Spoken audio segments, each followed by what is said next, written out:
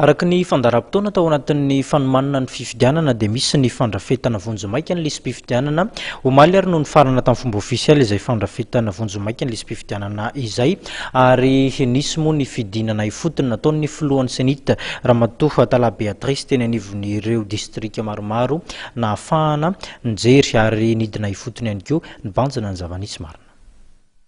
Nikatona vonjomaika omaly ny lisam-pifidianana nidina teny amin'ireo foibe mpifidianana distrika teto Andrenivohitra sy ny manodidina. Araka izany ny komity mahaleo tena amin'sanany fifidianana ny senita izay tarihan-Ramatoa Tala Beatrice filohan'ity sy androm-panjakana ity ijery fotony ny fizotry ny asa isan'ny notsidiany tetsy amin'ny Hibrao CED etsetsary lalàna.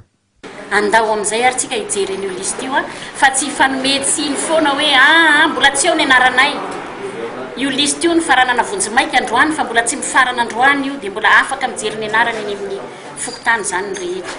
Fa dia mbola apetratsika ny fanentanana ho an'ny parti politika, fanentanana ho an'ireo société civile isan-karazany, fanentanana indrindrandrindra zany ho an'ny vahoaka malagasy mpifidy hijery ny anarany eny amin'ny fokotany. Ka raha tsy nazo an'ilay reseptse tsy voasoratra ny anarany dia mbola afaka misoratra ao anatin'ilay carnet araka ny lazaiko foana.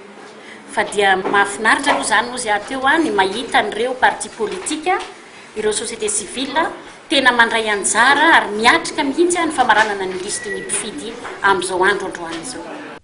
Nandritra izao fitsidiana izao ihany koa ny nanentanan'Ramatoa Tala Beatrice lehiben'ny senita ireo olom-pirenena hidina eny amin'ireo birao hijeriny sy anamarina ny anaran'izy ireo ao anatin'ny lisam-pifidianana ary hitondra fanitsiana raha toa ka ilainy izany.